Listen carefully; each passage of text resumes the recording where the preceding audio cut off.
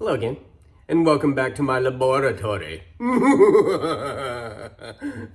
I did whatever. I've got to put a master cylinder on my Dodge Ram 50 Bruce. I'll do a whole nother video on actually replacing it, but today is just gonna be a quick video on bench bleeding this and a tool I'm gonna make to help me bench bleed it. When you buy a master cylinder, usually you get like these little plastic plugs, and they thread in right here. And that way you can bench bleed the master cylinder. You know, you fill it up, you push with a screwdriver, you get the air out of the master cylinder. Okay, that does work, but it leaves a little bit of space right here where you can still have air trapped between this passage and this machine passage. So how do you get around that? Well, what you do is you make your own little bleeders that are gonna thread into here, and then the line is gonna curve back into here. So you'll still push fluid, but you'll also push all the air out, which is a good thing. I have looked at this master cylinder, and this back passage is a regular double flare. This front one is like a metric single bubble flare, so great.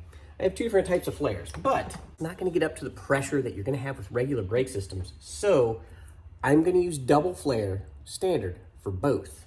And this is gonna work because right here on the tag, it says standard and metric. So it's gotta be for both, right? I'm sure there won't be any problems at all. We're gonna need a wrench to tighten this down, probably 10 millimeter or 3/8, and we're gonna need this pipe cutter. If I go here, bend it by hand, I'm gonna think like, more is better. You can cut them too short, but you can't really cut them too long. And I'm just gonna tighten this down, then turn it, and we're gonna cut this line. There you go, that's one. Hey, what do you know? It's right where that bend is, perfect. And really you're just twisting. When it gets super easy to twist, almost like it's gonna fall off, tighten it, and then twist some more. You can even twist again like we did last summer. Now we've got our two lines. I've gotta get this tag off of here because I've gotta be able to get the fitting all the way down to the end. I'm just gonna use a utility knife. So I guess it's a third tool we need for this job. You need a wrench, you need a pipe cutter, and the utility knife is awfully handy to get this sticker off. I don't really care about scraping the armor off because these aren't gonna be under the car rotting or anything like your standard GM lines. Close enough. Next, what we gotta do is we've gotta thread both these fittings into the master cylinder. It doesn't really matter which one's which. This happens to be the same size front and back. And they're two different flares, like I said, but we don't care about the flares. Woo! Guess it's a Ric Flair moment. All right. Front one's tight enough for what we need to do, and so is that one, and it is 10 millimeters, so that's a good sign that the thread is the same, so I'm not really ruining anything as I go. And I could hand tighten it all the way down. It doesn't really matter all that much. All right, pull the cap off this thing, and what we want to do is gently, without kinking these lines, we want to bend them so that they dump out into our reservoir. Could you use a tubing bender for this? Yeah, probably. And it dumps down in just like that. And you gotta do it again.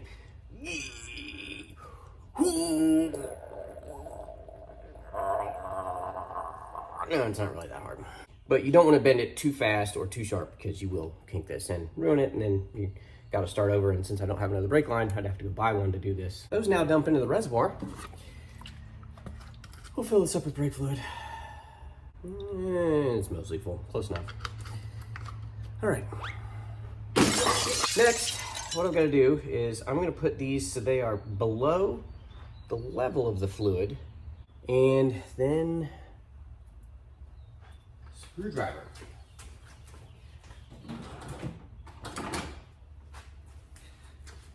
All right, so my list of tools is continuing to grow. You also need a good Phillips screwdriver.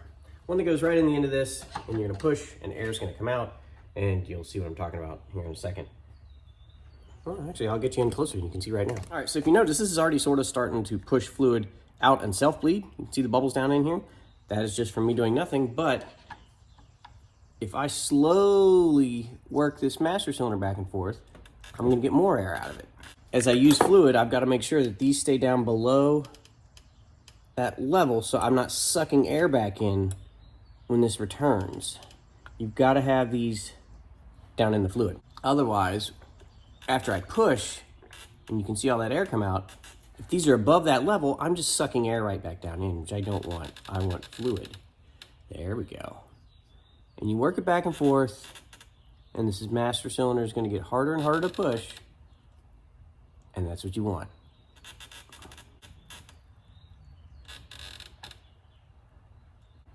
Another one. Another bubble bites the dust. It's probably copyrighted now. I'll probably kill this video right now. I'm gonna add a little bit more brake fluid. There we go.